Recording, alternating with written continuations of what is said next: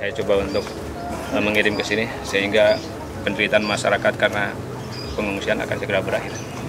Ada banyak ini Pak, kita kirim perahu karet juga 4, perahu fiber 4, sembako 500 paket, makanan siap saji, biskuit protein segala macam, matras, pakaian pria wanita masing-masing 500, pakaian anak-anak masing-masing 500, kasur lipat, tenda keluarga juga ada 20 unit Pak, kalau nanti perlu di pengungsi tenda. Peralatan kebersihan ada 200 paket juga, alat penerangan nanti lampu yang dibuat dari solar cell ya. Jadi tidak perlu BBM gitu. Ya. Genset nanti ada 5 unit, kemudian karung geotek untuk apa ya, buat bendungan sementara atau nutup sementara ya. Seperti itu, atau kantong pasir ya. Siap, kantong pasir.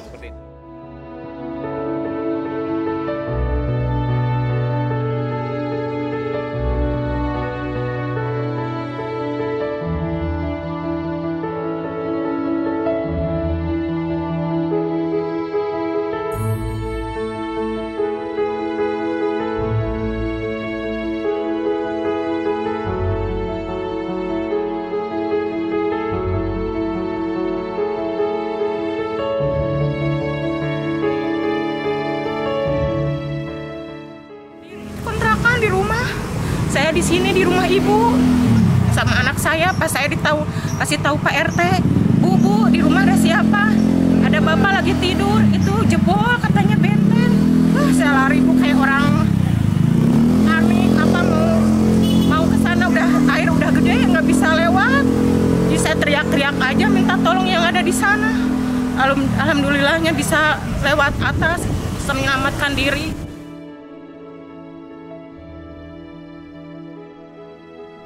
Tetapi kita tidak boleh lengah ya. Ini musim hujan itu belum berakhir, jadi memang masih ada ancaman-ancaman banjir pada hari-hari ke depan. Nah, ini harus diantisipasi, termasuk rencana untuk membuat jangka panjang ya. Jangka panjang yang harus dilakukan supaya daerah ini tidak setiap tahun itu banjir.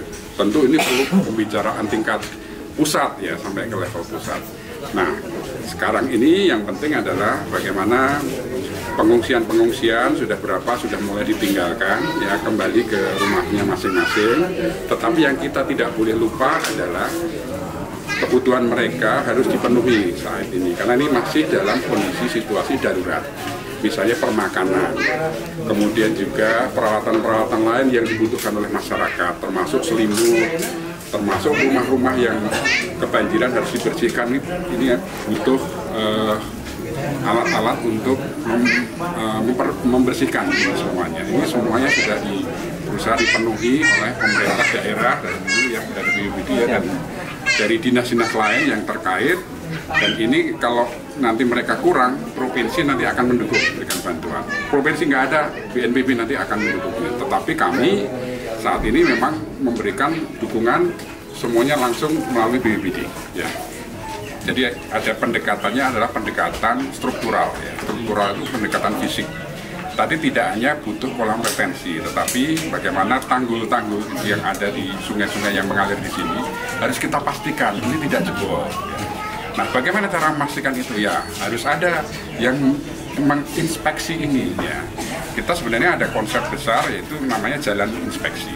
Ya, jalan ini memang harus dibangun di kanan kiri sungai ini.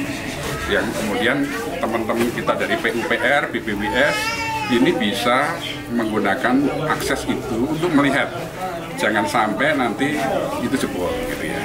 Juga kalau sekarang kita butuh dukungan-dukungan juga dari masyarakat.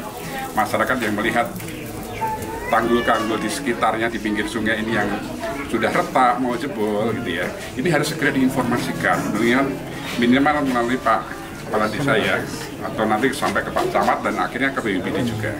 Nah, ini semuanya butuh dukungan dari semua pihak. Kita bekerja bersama-sama di sini. Oke, EWS ini memang harus diperbanyak, terutama tidak hanya di sekitar Dayakolot saja, tetapi mulai dari hulu ya. Nah, informasi dari BMKG ini penting. Dari awal BMKG ini ada potensi hujan lebat ya. Di mana? Oh, di daerah hulu. Mungkin nggak di sini, mungkin adanya di Bandung misalnya, tetapi nanti kan airnya sampai sini.